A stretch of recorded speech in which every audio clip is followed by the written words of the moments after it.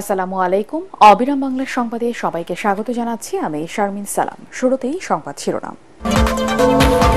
D8 শীর্ষ সম্মেলনে যোগ দিতে মিশরের পথে প্রধান উপদেষ্টা ডক্টর ইউনূস।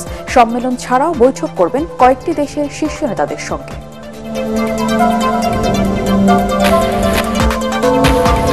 যত্রতত্র বাসস্ট্যান্ড, রাস্তা দখল এবং অবৈধ অটোরিকশার চাপে ভেঙে পড়েছে নারায়ণগঞ্জের ট্রাফিক ব্যবস্থা। অসহনীয় যানজটে স্থবির নগর জীবন। এবং ওয়েস্ট ইন্ডিজের বিপক্ষে টি-20 সিরিজ জিতল বাংলাদেশ। কিংস্টনের দ্বিতীয় ম্যাচে স্বাগতিকদের 27 রানে হারালো টাইগাররা।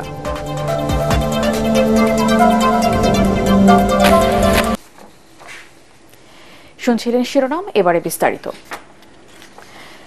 উন্নয়নশীল দেশগুলোর সংগঠন D8 শীর্ষ সম্মেলনে যোগ দিতে মিশরের রাজধানী কায়রোর পথে প্রধান উপদেষ্টা ডক্টর মোহাম্মদ ইউনূস গত রাত 1:20 একটি ফ্লাইটে হযরত শাহজালাল আন্তর্জাতিক বিমানবন্দর থেকে রওনা হন তিনি।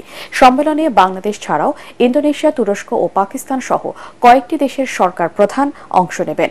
মিশরের কায়রোতে এবারের 11তম D8 সম্মেলনের প্রতিপাদ্য investing in youth and supporting small medium enterprise shaping টুমরোস economy. সদস্য দেশগুলোর মধ্যে পারস্পরিক উন্নয়ন, সহযোগিতা, বিশ্ব অর্থনীতিতে নিজেদের অবস্থান তৈরি, বাণিজ্যিক সম্পর্ক ও সুবিধা বাড়ানো নিয়ে কাজ করে আন্তর্জাতিক এই উন্নয়ন সংস্থাটি। বাংলাদেশ ছাড়াও মিশর, Indonesia, Iran, Malaysia, Nigeria, Pakistan ও তুরস্ক এর সদস্য। বিভিন্ন প্রকল্প থেকে 80,000 কোটি টাকা আত্মসাতের অভিযোগে সাবেক প্রধানমন্ত্রী শেখ হাসিনা, ছেলে সজীব ওয়াজেদ জয় ও তার বোন শেখ রেহানা ও ভাগ্নি টিউলিপ সিদ্দিকের বিরুদ্ধে অনুসন্ধান শুরু করেছে দুর্নীতি দমন কমিশন। শুধু রূপপুর পারমাণবিক বিদ্যুৎ কেন্দ্র থেকেই 7,000 কোটি টাকা লোপাটের অভিযোগ রয়েছে। দুদকের দাবি, রাজনৈতিক কারণে নয়, সুনির্দিষ্ট অভিযোগের ভিত্তিতেই অনুসন্ধান শুরু করেছে কমিশন। রিপোর্ট মাহবুব কবির চপলের। সরকার পতনের পর বদলে গেছে দুদক। ক্ষমতা যেতেই আওয়ামী লীগের দুর্নীতি চোখে পড়ছে কমিশনের। এবার তাদের জালে পড়লেন সাবেক প্রধানমন্ত্রী শেখ হাসিনা। গত আগস্টে মার্কিন ওয়েবসাইট গ্লোবাল ডিফেন্স কর্পে দাবি করা হয়, রূপপুর পারমাণবিক বিদ্যুৎ কেন্দ্র নির্মাণে 1.5 লাখ কোটি টাকার মধ্যে শেখ হাসিনাই আত্মসাৎ করেছেন 59,000 কোটি টাকা। মালয়েশিয়ার ব্যাংকের মাধ্যমে এসব টাকা দিয়েছে রাশিয়া, যার মধ্যস্থতা করেছেন সজীব ওয়াজেদ জয়, শেখ রেহানা ও তার মেয়ে, যুক্তরাজ্যের এমপি টিউলিপ সিদ্দিক। এসব অভিযোগ আমলে নিয়ে দুদকের অনুসন্ধান চেয়ে হাইকোর্টে রিট করেন এনডিএমের চেয়ারম্যান ববি হাজ্জাজ। পরে রুল জারি করে হাইকোর্ট। এর দুদিন পর অনুসন্ধান শুরু করল দুদক।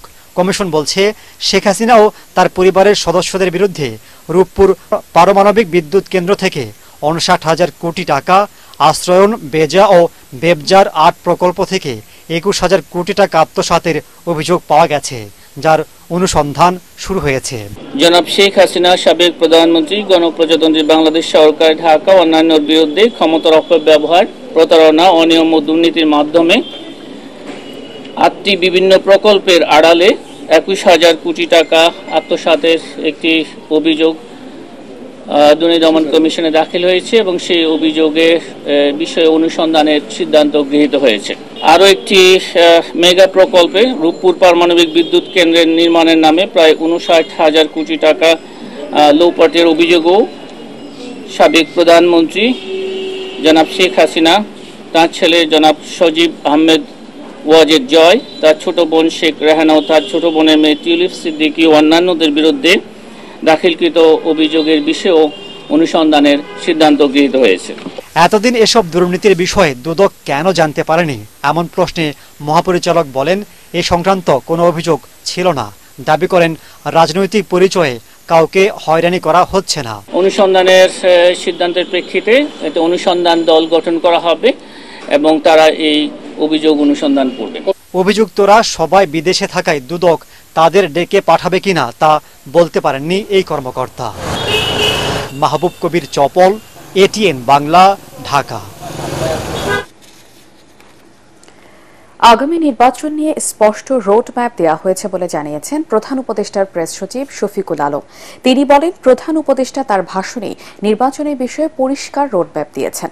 2026 সালে 30 জুনের মধ্যে ভোট হবে বলে জানান তিনি। ফরেন সার্ভিস একাডেমিতে প্রেস ব্রিফিংয়ে তিনি এসব কথা বলেন। প্রেস সচিব বলেন, ভোটের তারিখ দেবে নির্বাচন কমিশন। রোডম্যাপ খুব স্পষ্ট রোডম্যাপ দেওয়া হয়েছে। এক্সাক্ট ডেট কি এটা তো সত্যিকার অর্থে অনেক ক্ষেত্রে এটা ডিপেন্ড করবে রিফর্মের উপর, বাট উনি একটা মানে টাইম একটা দিয়ে দিয়েছেন। এর চেয়ে আর ক্লিয়ার রোডম্যাপ আর কি হতে পারে? আপনি এক্সপেক্ট করতে পারেন যে ইলেকশন হচ্ছে 2026-এর জুনের 30 তারিখের মধ্যে। আগামী জাতীয় নির্বাচন চ্যালেঞ্জিং হবে জানিয়ে মানুষের আস্থা ও সমর্থন ধরে রাখতে নেতাকর্মীদের কাজ করার নির্দেশ দিয়েছেন বিএনপির ভারপ্রাপ্ত চেয়ারম্যান তারেক রহমান। রাষ্ট্র সংস্কারে দলের 31 দফা নিয়ে 3 জেলায় কর্মশালায় ভার্চুয়ালি বক্তব্যে তিনি বলেন, বিএনপি আমিটামি কিংবা নিশিরাতের নির্বাচনে বিশ্বাসী নয়, যে কোনো মূল্যে জনগণের ভোটাধিকার নিশ্চিত করতে হবে। বিস্তারিত জানাচ্ছেন মইনুল আহসান। জনাব তারেক রহমান। রাষ্ট্র সংস্কারে দলের 31 দফা ঘোষণা জনগণের মাঝে ছড়িয়ে দিতে এবার জেলা পর্যায়ে নেতাদের নিয়ে কর্মশালা শুরু করেছে বিএনপি। এতে ভার্চুয়ালি যুক্ত হয়ে ঢাকা, নারায়ণগঞ্জ ও গাজীপুর জেলার তৃণমূল নেতাদের নানা বক্তব্যের জবাব দেন বিএনপির ভারপ্রাপ্ত চেয়ারম্যান তারেক রহমান। স্বৈরাচার শেখ হাসিনা পালিয়ে গেলেও দেশের বিরুদ্ধে নানা ষড়যন্ত্র অব্যাহত রয়েছে বলে অভিযোগ করেন তিনি। স্বৈরাচার পালিয়ে গেছে, স্বৈরাচারের মাথা পালিয়ে গিয়েছে, কিছু কিছু ছোট ছোট মাথাও পালিয়ে গিয়েছে, কিন্তু লেজ শরীরের অনেকাংশ অবশিষ্ট রয়ে গিয়েছে। তারা কিন্তু ভিতরে ভিতরে ষড়যন্ত্র করছে। কাজে আপনাদেরকে এই ব্যাপারে অ্যালার্ট থাকতে হবে। ষড়যন্ত্রের অংশ হিসাবে আমাদের ভিতরে অনেকে এজেন্ট ঢুকিয়ে দিয়েছে। এইগুলা ব্যাপারেও আমাদেরকে অ্যালার্ট থাকতে হবে সহকর্মীবৃন্দ। ভারপ্রাপ্ত চেয়ারম্যান বলেন, মানুষ বিএনপির দিকে তাকিয়ে আছে, তাদের সেই আস্থার প্রতিদান দিতে হবে। আগামী জাতীয় নির্বাচনে সাফল্য পাওয়া সহজ হবে না ধারণা করে নেতাকর্মীদের আরো জনসম্পৃক্ততা বাড়ানোর পরামর্শ দেন তারেক রহমান। আমরা আমিটামি নির্বাচনে তো বিশ্বাসী না, আমরা নিশিরাতের নির্বাচনেও বিশ্বাসী না, আমরা ভোট ডাকাতের নির্বাচনেও বিশ্বাসী না। আমরা একটি স্বচ্ছ স্বাভাবিক নির্বাচনে বিশ্বাসী, যেখানে মানুষ নির্ভয় নির্দ্বিধায় ভোট দিবে। আপনাদেরকে আমি 100% গ্যারান্টি দিয়ে বলতে পারি, কেউ যদি মনে মনে ভেবে থাকেন আরে এখানে তো প্রধান প্রতিপক্ষ নাই অথবা দুর্বল হয়ে গেছে, নির্বাচন খুব সহজ হবে, no no no and no. এই নির্বাচন অতীতের যে কোনো নির্বাচনের থেকে অনেক অনেক অনেক কঠিন হবে। নিজেদেরকে সেভাবে প্রস্তুত করুন যে আগামীর যে কঠিন নির্বাচন সেটি জনগণের সমর্থন নেই, সেই নির্বাচনের পুল ছাড়া যাতে আমরা পার হতে পারি। নেতাকর্মীদের সতর্ক করে তারেক রহমান বলেন, ব্যক্তি স্বার্থে দলের সুনাম নষ্ট করলে কঠোর হাতে দমন করা হবে। বহু নেতাকর্মী আছে যাদের স্বজন মারা গিয়েছে, আপনজন বাবা মা মারা গিয়েছে, তাদেরকে হ্যান্ডকাফ পরিয়ে জানাজায় নিয়ে গেছে। আমাদের সহকর্মীবৃন্দ হ্যান্ডকাফ পরা অবস্থায় হাসপাতালে ফ্লোরে মৃত্যুবরণ করেছে। আমাদের ভেতরে যদি কেউ নিজের স্বার্থ হাসিলের জন্য এই আস্থার কে আঘাত করে, আপনাদের প্রত্যেকের প্রতি আমার নির্দেশনা থাকবে, শক্ত হাতে সেই লোকগুলোকে দমন করতে হবে আপনাদের। প্রায় 3000 তৃণমূল নেতাদের কর্মশালায় তারেক রহমান বলেন, বিএনপি মানুষের মত প্রকাশ ও গণমাধ্যমের স্বাধীনতায় বিশ্বাসী। গণমাধ্যমের কাছেও তাদের প্রত্যাশা বস্তুনিষ্ঠ ও নিরপেক্ষ ভূমিকা। সহকর্মীবৃন্দ, আল্লাহ হাফেজ। মইনুল আহসান, এটিএন বাংলা, ঢাকা। অনিয়ন্ত্রিত ইজি বাইক, ব্যাটারি চালিত অটোরিকশা, যত্রতত্র গড়ে ওঠা বাসস্ট্যান্ড ও সড়কের দুপাশের অবৈধ দোকানপাটের কারণে নারায়ণগঞ্জ পরিণত হয়েছে যানজটের শহরে।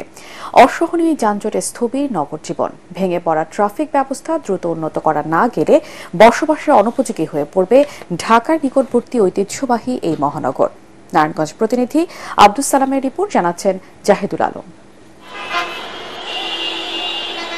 নারায়ণগঞ্জ শহরের নিতাইগঞ্জ থেকে চাষারা পর্যন্ত 2.5 কিলোমিটার নগরের মূল সড়ক। এছাড়াও চাষারা গোল চত্বর থেকে কেন্দ্রীয় বাস টার্মিনাল এবং পঞ্চবটি বিসিক শিল্পনগরীতে যাওয়ার জন্য নারায়ণগঞ্জে রয়েছে আরো দুটো ব্যস্ততম রাস্তা। তবে ব্যস্ততম বলা হলেও যানজটের কারণে গাড়ির চাকা যেন ঘোরেই না এসব রুট দিয়ে। 5 আগস্টের পর ট্রাফিক ব্যবস্থা ভেঙে পড়া এবং ব্যাটারি চালিত অটোরিকশার বেপরোয়া চলাচলকে যানজটের জন্য দায়ী করছেন নারায়ণগঞ্জবাসী। রং সাইডে যে গাড়ি চলে এটা আমাদের জনগণের আরো মনে করেন ক্ষতি। অনেক দোকান আছে এখন অনবরত ভাবে অবৈধভাবে বসে পড়তেছে। মানুষ হাঁটে ফুটপাতের জায়গায়, হাঁটে রাস্তা দিয়া, আর গাড়িগুলো পার্কিং রাখা অবৈধ। দিনের বেলা যখন যানজটের ভিতর রাস্তাঘাটের কাজ করতেছে। নারায়ণগঞ্জ সিটি কর্পোরেশন এলাকায় নিবন্ধিত অনিবন্ধিত প্রায় 40,000 ব্যাটারি চালিত অটোরিকশা চলছে, যার ফলে সড়কগুলোতে প্রতিনিয়ত যানজট বাড়ছে বলে মনে করেন সদ্য অব্যাহতি পাওয়া কাউন্সিলর ও প্যানেল মেয়র। হাজার হাজার অটোরিকশার লাইসেন্স দেওয়া হচ্ছে। এই বিষয়টি আসলে বর্তমান প্রশাসন কিভাবে দিচ্ছে এটা আসলে আমাদের জানা নেই। পুলিশ সুপার জানান, অভিযান পরিচালনা করে অবৈধ যানবাহন আটক ও জরিমানা করা হচ্ছে। লাইসেন্সবিহীন যে গাড়িগুলো আমাদের এই শহরে ঢুকছে সেগুলো আমরা আটকের ব্যাপারে আমাদের পদক্ষেপ আছে। আর অবৈধ ফুটপাতের ব্যাপারে, ফুটপাত তো একবারেই সব নির্মূল করে ফেলা যাবে না, আমরা পর্যায়ক্রমে এগুলোর ব্যাপারে ব্যবস্থা নিচ্ছি। নগরবাসী মনে করেন পুলিশ ও ট্রাফিক বিভাগের নিষ্ক্রিয়তা এবং সিটি কর্পোরেশনের কর্মকর্তাদের দায়িত্ব পালনে ব্যর্থতার সুযোগ নিচ্ছে অটোরিকশার মালিক, চালক ও ফুটপাতের দোকানিরা। Bureau report, ATN Bangla. West ইন্ডিজকে 27 রানে হারিয়ে এক ম্যাচ হাতে রেখে টি-20 সিরিজ জিতল বাংলাদেশ। সেন্ট ভিনসেন্টের কিংস্টনে দ্বিতীয় টি-20 ম্যাচ জয়ে স্বাগতিকদের 130 রানের টার্গেট দেয় লিটন দাসের দল। শেষ পর্যন্ত বাংলাদেশের বোলিং তোপে 102 রানে অল আউট হয় ক্যারিবীয়রা। পরাগারমারের রিপোর্ট। তাসকিনের বলে আকিল হোসেন আউট হতেই দ্বিতীয় টি-20তে ওয়েস্ট ইন্ডিজকে 27 রানে হারিয়ে এক ম্যাচ হাতে রেখেই সিরিজ জিতল বাংলাদেশ। টি-20তে 129 রানের পুঁজি খুব একটা বড় কিছু নয়। সিরিজ জয়ের দিনে ওয়েস্ট ইন্ডিয়ান ব্যাটারদের বিপাকে ফেলতে সাধ্যের চেয়ে বেশি কিছু করতে হতো টাইগার বোলারদের। সেই কাজটি দুর্দান্তভাবে করেন তারা। 32 রানে 4 উইকেট তুলে নেন বাংলাদেশের বোলাররা। এরপর রবম্যান পাওয়েল ও রোমারিও শেফার্ড বিদায় নিলে 42 রানে 6 উইকেটে পরিণত হয় ওয়েস্ট ইন্ডিজ। সপ্তম উইকেটে রোস্টন চেজ ও আকিল হোসেন 39 বলে 47 রানের জুটি করে ক্যারিবীয়দের জয়ের নিভু নিভু প্রদীপটি উজ্জ্বল করে তোলেন। তবে শেষ পর্যন্ত সফল হননি। 102 রানে অল আউট হয় ওয়েস্ট ইন্ডিজ। এর আগে সেন্ট ভিনসেন্টের কিংস্টনে টসে হেরে ব্যাটিং করতে নেমে 11 রানে 2 উইকেট হারায় বাংলাদেশ। ব্যর্থতার বৃত্তে বন্ধী অধিনায়ক লিটন ফিরেছেন 3 রানে। 2 রানে দায়িত্ব শেষ করেন তানজিদ হাসান তামিম। 42 রানে 5 উইকেট হারানোয় একটা সময় মনে হয়েছিল 100 রানই করতে পারবে না বাংলাদেশ। সেই ভাবনাটা উড়িয়ে দিলেন শামীম হোসেন। শেষের দিকে তার 17 বলে 35 রানের উপর ভর করে শেষ পর্যন্ত 129 রানের সম্মানজনক পুঁজি পায় টাইগাররা। সিরিজ জয়ের জন্য এই রানই যথেষ্ট বলে প্রমাণ করেন টাইগার বোলাররা। পরাগারমান, এটিএন বাংলা। এবারে সন্ধানী লাইফ ইন্স্যুরেন্স আন্তর্জাতিক সংবাদ।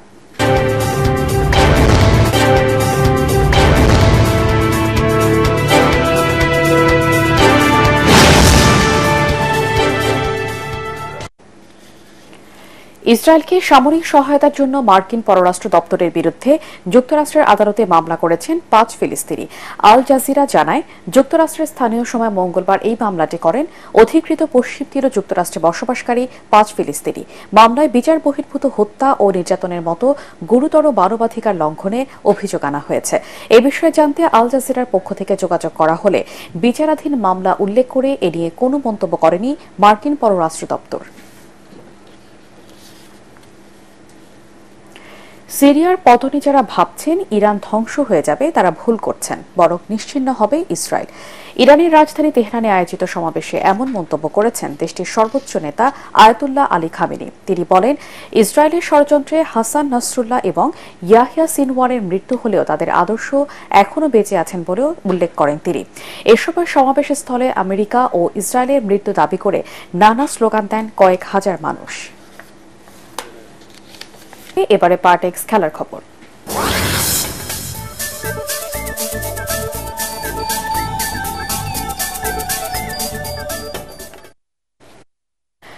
অবশেষে ফিফা বর্ষসেরার দ্য বেস্ট অ্যাওয়ার্ড জিতলেন ব্রাজিল ও রিয়াল মাদ্রিদ তারকা ভিনিসিয়াস জুনিয়র।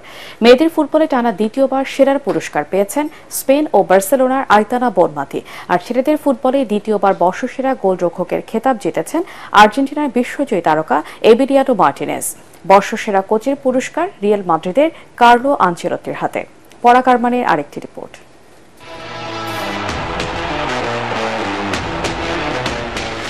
রিয়াল মাদ্রিদের হয়ে 2023-24 মৌসুমে 39 ম্যাচে 24টি গোল করেছিলেন ভিনিসিয়াস জুনিয়র। গত মৌসুমে রিয়াল উয়েফা চ্যাম্পিয়ন্স লিগ খেতাব জেতে ফাইনালে মাদ্রিদের দ্বিতীয় গোলটি করেছিলেন ভিনি। কোপা আমেরিকায় কোয়ার্টার ফাইনাল খেলা ব্রাজিল দলেও ছিলেন তিনি। সাও গঞ্জালোর দারিদ্র্যপীড়িত শহর থেকে খালি পায়ে রাস্তায় ফুটবল খেলা শুরু করার পর ফিফার বর্ষসেরা হওয়াটা রীতিমতো কল্পনাতীত। সেই কাজটা করে স্বপ্নকেও যেন হার মানালেন Vinicius Junior. La Liga, Super Copa del España, UEFA Super Cup জয়ের স্বাদও পেয়েছিলেন তিনি। মঙ্গলবার বাংলাদেশ সময় রাত 11টায় শুরু হওয়া অনুষ্ঠানে ফিফা ভিনিসিয়াস জুনিয়রের হাতে তুলে দিয়েছে বর্ষসেরা খেলোয়াড়ের পুরস্কার। এতে 2007 সালের পর প্রথম এবং সব মিলিয়ে ষষ্ঠ ব্রাজিলিয়ান হিসেবে ফিফা দ্য বেস্ট জিতলেন ভিনি। আইতানা বনমাতি। এদিকে মেয়েদের ফুটবলে টানা দ্বিতীয়বার সেরার পুরস্কার জিতেছেন স্পেন ও বার্সেলোনার আইতানা বনমাতি। ছেলেদের ফুটবলে দ্বিতীয়বার বর্ষসেরা গোলরক্ষকের খেতাব পেয়েছেন আর্জেন্টিনার বিশ্বকাপ জয়ী তারকা এমিলিয়ানো মার্টিনেজ। আরেক আর্জেন্টাইন আলেজান্দ্রো গারনচো জিতেছেন পুস্কাস অ্যাওয়ার্ড। বর্ষসেরা কোচের পুরস্কার জিতেছেন রিয়াল মাদ্রিদের কার্লো আনচেলত্তি।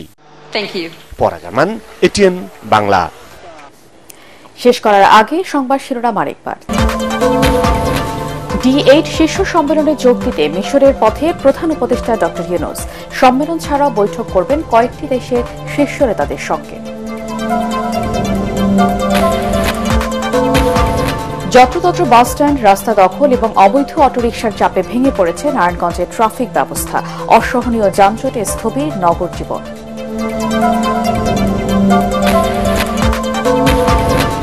এবং এক ম্যাচ হাতে রেখে ওয়েস্ট ইন্ডিজের বিপক্ষে টি-20 সিরিজ জিতল বাংলাদেশ। কিংস্টনে দ্বিতীয় ম্যাচে স্বাগতিকদের 27 রানে হারালো টাইগাররা। পরবর্তী সংবাদ দেখার আমন্ত্রণ জানিয়ে এখনকার মতো শেষ করছি। এটিএন বাংলা সংবাদ ইউটিউবে দেখতে ব্রাউজ করুন youtube/ATN Bangla News।